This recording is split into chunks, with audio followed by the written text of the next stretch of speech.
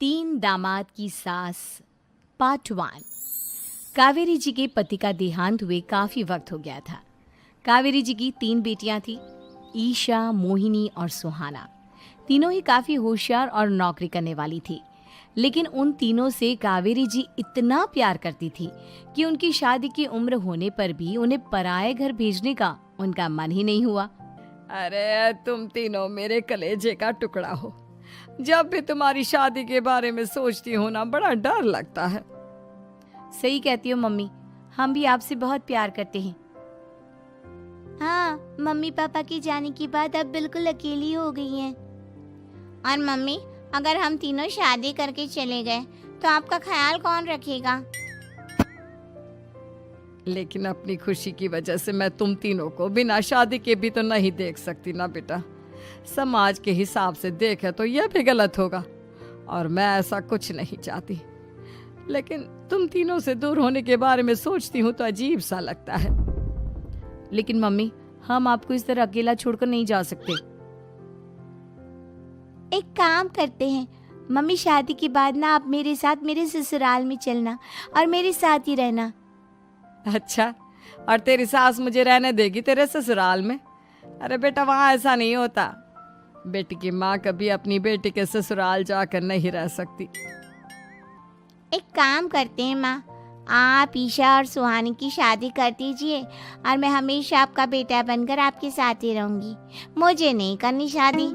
अरे मेरी बेटियां मुझसे कितना प्यार करती है, मेरी वजह से अपनी पूरी जिंदगी दांव पर लगाने को तैयार है।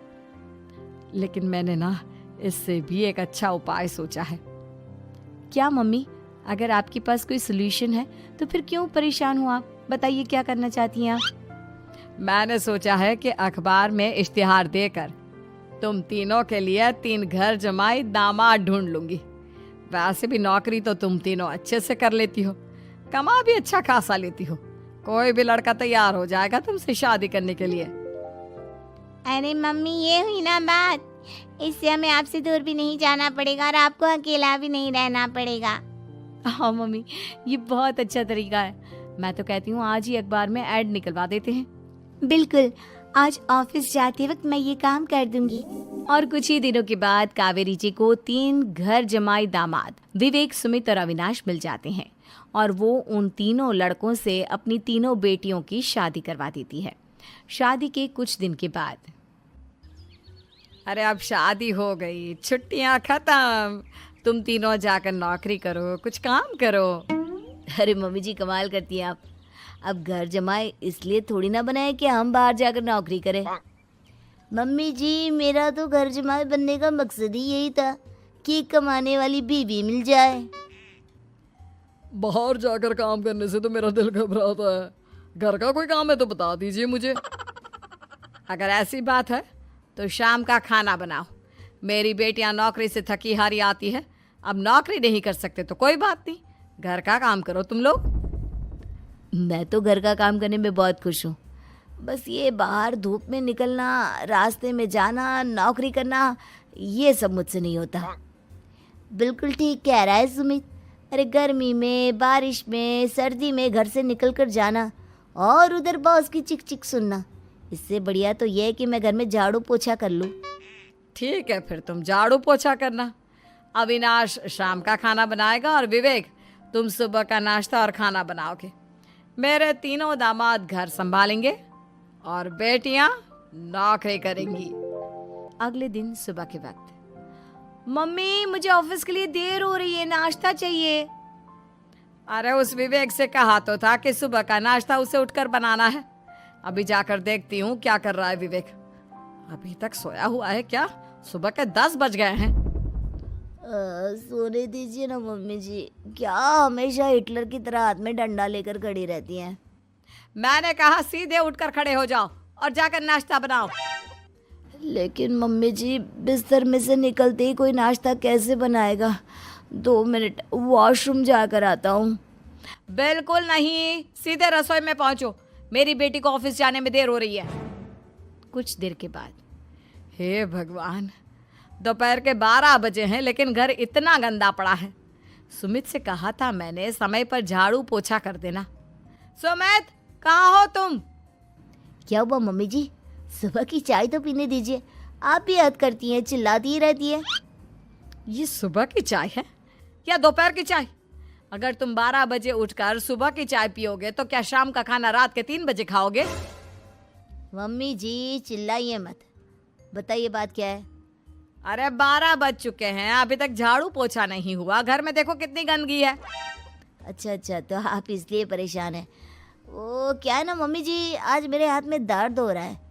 रात को उल्टी करवट से सो गया था, हाथ हिलाया भी नहीं जा रहा। कौन से हाथ में दर्द है दामाद जी? इस सीधे हाथ में मम्मी जी, हाथ हिल भी नहीं रहा है। विवेक, सुन लिया तुमने? सुमित के हाथ में इतना दर्द है कि बेचारे का हाथ भी नहीं हिल रहा। आज तो ये खाना भी नहीं खा पाएगा, तो एक जन का खाना कम ही बनाना। ठीक है मम्मी जी। अरे नहीं मम्मी जी, मेरे कहने का मतलब वो नहीं था। मेरा मतलब है खाना तो खाऊंगा ना। अरे लेकिन कैसे? हाथ तो हिल भी नहीं रहा है। अरे मम्मी जी, आपको ना किसी जेल में जेलर होना चाहिए था। बेकार में हमारी सास बनकर जिंदगी खराब कर रही हैं। अरे लगाता हूँ पोछा। एक बेचारा घर जमाई और कर भी क्या सकता है। शाम को जब ईशा, सुहाना और मोहिनी ऑफिस से लौट कर आती हैं। मम्मी, शाम के खाने में क्या बना है? अब ये तो तेरे पति को ही मालूम होगा ना बेटा, उसने ही खाने की जिम्मेदारी ली थी। लगता है मम्मी आपने ये घर जमाए वाला तरीका अपनाकर मुसीबत मोल ले ली है।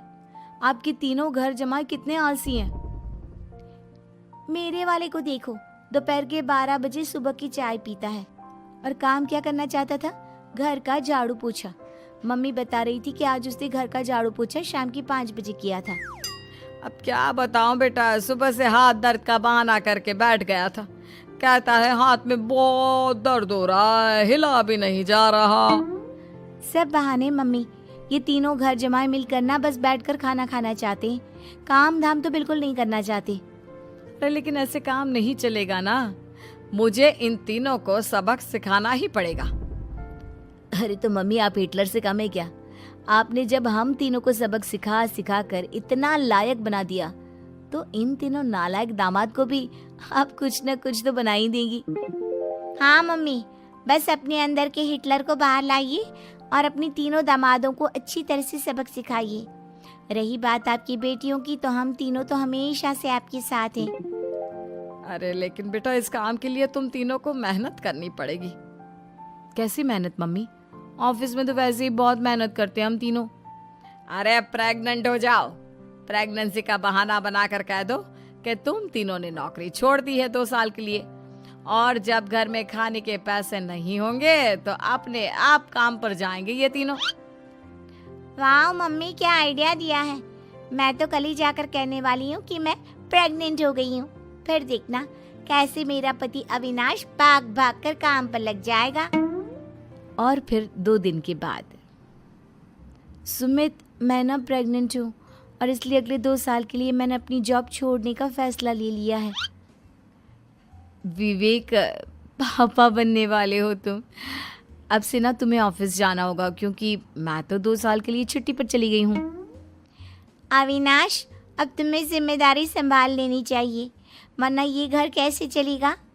हम दोनों मम्मी पापा बनने वाले हैं। लेकिन कावेरी के तीनों आलसी दामादों पर अपनी बीवियों की बात का कोई असर नहीं हुआ।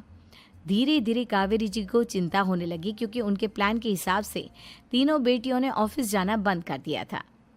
आखिर क्या तरीका अपनाएंगी कावेरी अपने आलसी दामादों को काम करना सिखाने के लिए? जानने के लिए सुनिए इस कहानी का पार्ट 2।